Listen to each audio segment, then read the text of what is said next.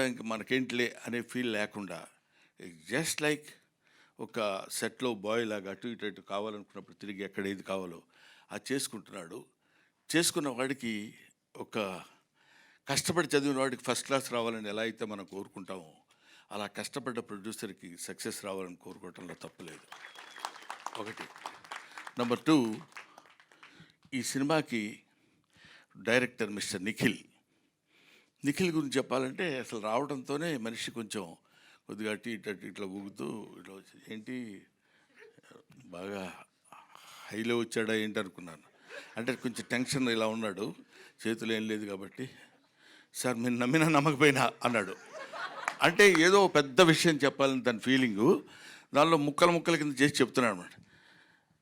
Sir మీరు నమ్మినా నమ్మకపోయినా మీ పేరు పెట్టి మీ మీద ఒక స్టోరీ రాసుకున్నానండి అని చెప్పాలనుకుంటాడు. ఇది ఆ మ్యాటర్ నాకు తర్వాత మనకి ఇప్పుడు కానీ అర్థం అవ్వదు.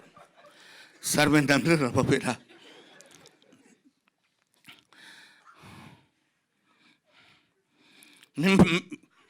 మీ పేరు పెట్టుకుంటాను అంటున్నాడు. అంటే కొంచెం మనం ఫిలప్ చేసుకోవాలి వాయిస్లు. అది మీ సినిమా మీ మీద నా లైఫ్ అంటున్నాడు. నాకేంటి అర్థం కాల, అది ఏంటిది, వాట్ హ్యాపెండ్. ఈయన పక్క నుండి చాలా క్లియర్గా చెప్పేవాళ్ళలాగా రాహుల్ చెప్పవయ్యా కంగారు చెప్పు అంటున్నాడు. కానీ ఈయన చెప్పొచ్చుగా. ఇతను కూడా చెప్పు అనే 2-3 పదాలు నేర్చుకుని వచ్చాడు తప్ప అది ఇలాగా మీ మీదనే రాసుకున్నానండి. నా డ్రీమ్ మీతో ఒక షాట్ అయినా యాక్ట్ మీ దగ్గర మిమ్మల్ని డైరెక్ట్ చేయాలని కోరుకుండేది. ఫుల్ లెంత్ మీరు ఒప్పుకుంటేనే ఈ సినిమా, లేకపోతే లేదండి అన్నారు. అప్పటి వరకు కొంచెం పోజు కొడదాం అనుకున్నాను, కానీ కొంచెం తేడాగా కొట్టారు ఇద్దరు దెబ్బ. ఇంకా లాభం లేదురా బాబు అని. మీరు ఒప్పుకుంటేనే సినిమా అంటే అబ్బో చాలా ఇంపార్టెంట్ క్యారెక్టర్ ఉంటుందని నేను okay it's all right brother, దానికే ఉందిలేండి చేసేద్దామని కొంచెం గంభీరమైన వాయిస్తో అన్న. హీరో ఎవరైనా అడిగితే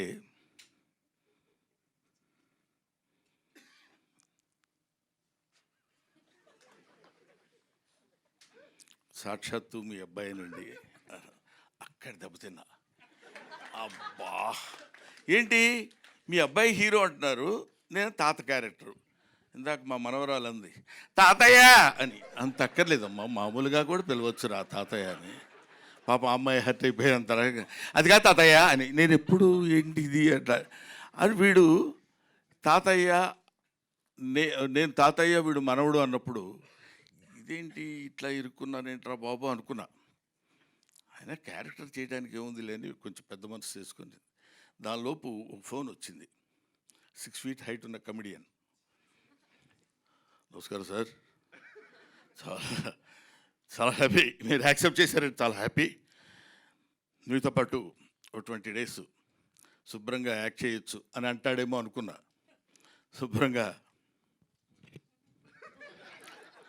మనకి రోజు ఏది కావాలంటే అది చేసుకొని మనం తినొచ్చు అని హ్యాపీగా అలా సరదాగా మాట్లాడుకుంటూ ప్రతిరోజు ఏదో ఈ దీన్ని ఏమంటారు ఆర్టిస్టుల వరకు సరదాగా మనం చేసుకొని వెళ్ళిపోయినా అక్కడి నుంచి రావాలి. ఎడిటర్ గారు నాకు పెద్ద పరిచయం లేదండి, ఒకసారి చూశాను. లేకపోయినా చెప్పేయడం ఈజీగా చెప్పేయచ్చు, చాలా గొప్ప ఎడిటరు, ఎన్నో సినిమాలు అద్భుతంగా చేశాడు.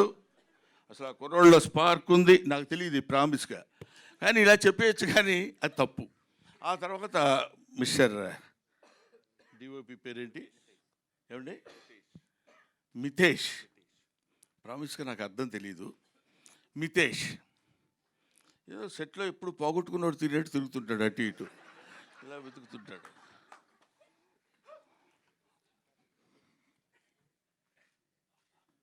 ఏంటండి ఏం కావాలి మీకు అన్నారు కదా, అదొకటి ఆన్సర్. అద్భుతమైన ఫోటోగ్రఫీ చేసినాడు మితేష్.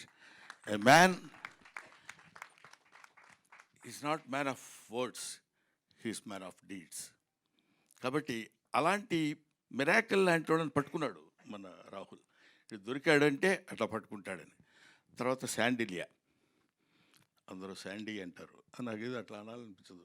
శాండ్ అంటే అది ఒక సౌండ్ కదా, అందుకని శాండిలియా మంచి పేరు, అమ్మా నాన్నలు పెట్టిన పేరు, మ్యూజిక్ తెలుసు కదా ఎంత ఆనందంగా ఉందో ఇందాక నుంచి ఆ మ్యూజిక్ వింటుంటే ఆనందం ఆనందం ఆయనే అది అలాగా. ఓ ఏమండి ఎట్లా ఉంది మ్యూజిక్ ఎలా చేస్తున్నారు, ఎలా వచ్చింది సార్ సినిమా అంటే 3 డివిజన్స్ కింద చేశాం సార్.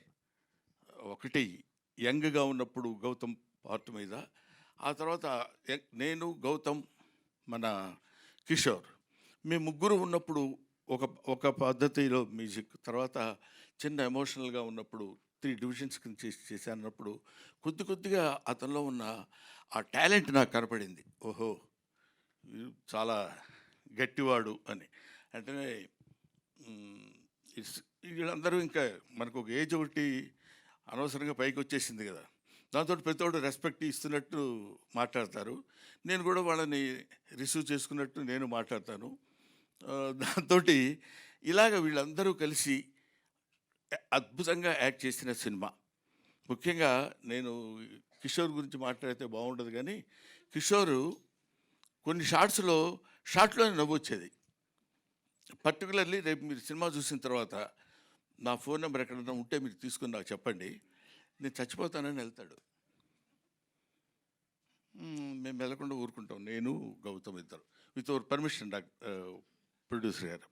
ఇది ఒక్కటి చెప్పకుండా ఉండలేకపోతున్నారు. నేను చచ్చిపోతాను అంటాడు మా ఇద్దరితో.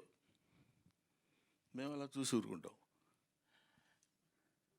మేము నేను చచ్చిపోవడానికి వెళ్తున్నాను నేను అంటాడు. వెళ్ళన్నట్టు చూస్తాం. లేదులే రూమ్లోకి వెళ్ళిపోయి హ్యాపీగా ఉంటాను అని చెప్పి వెళ్ళిపోతాడు. అక్కడ ఆ సీను బహుశా మేము 6 టేకులు ఏమో చేసినట్టున్నాం దానికి, ఎందుకంటే ప్రెస్ షాట్లో నేను అవుతూనే ఉన్నా. అది ఒక్కొక్కళ్ళకి ఇట్స్ గివెన్ టాలెంట్. అందరూ అద్భుతంగా యాక్ట్ చేసిన వాళ్ళు ఉన్నారు. ఇలాగా నాకు నా పక్కన నా లెగసీ కంటిన్యూ చేసే కమెడియన్స్ ఇలాంటి వాళ్ళల్లో మిస్టర్ కిషోర్ నాకు చాలా ఆనందంగా ఉంది. కిషోర్తో నేను ఇలా మాట్లాడటం నాకు ఎంతో గర్వంగా ఉంది. ఎందుకో తెలుసా, ఒకప్పుడు ఇతను నా డైరెక్టరు, ఇప్పుడు ఎందుకు కాబట్టి తనతో కలిసి యాక్ట్ చేయడం. ఎందుకంటే నాకు గౌతమ్ మేము వీళ్ళంతా కలిసి ఉన్నప్పుడు ఎప్పుడు ఫ్రెండ్లీగా కూర్చొని సరదాగా మాట్లాడుకునే రోజుల్లో అలాంటిదే మనం అప్పుడు బిగినింగ్లో మనం దాన్ని ఏమంటారు అనౌన్స్మెంట్ వీడియో ఇచ్చినప్పుడు మా ఇంట్లో కలిసి కూర్చొని సరదాగా చేసినటువంటి వీడియో అది. ఇందులో చాలామంది యాక్టర్స్ ఉన్నారు. ఆయన దయాకర్ గారు, దయానంద్ గారు, దయ ఉంది కామన్గా, ఆనందం అయితే ఏంటి కరుడు అయితే ఉంది. సో దయానంద్ గారు, ఇంకా ఈ సినిమాలో ఉన్న రాజీవ్ కనకాల, తనికెళ్ళ భరణి, సంపత్ గారు, ఇలా అందరూ చాలా, రఘుబాబు గారు, అందరూ ఈ ఆర్టిస్టుల పేర్లు మర్చిపోతూ ఊరుకోడు, ప్రొడ్యూసర్ కదా. కాబట్టి వీళ్ళందరూ కలిసి యాక్ట్ చేసిన సినిమా బ్రహ్మానందం. కాబట్టి ముఖ్యంగా నేను I want to mention her name. ఏమండి, నేనేమడిగాను, నిన్నేమని అడిగాను నేను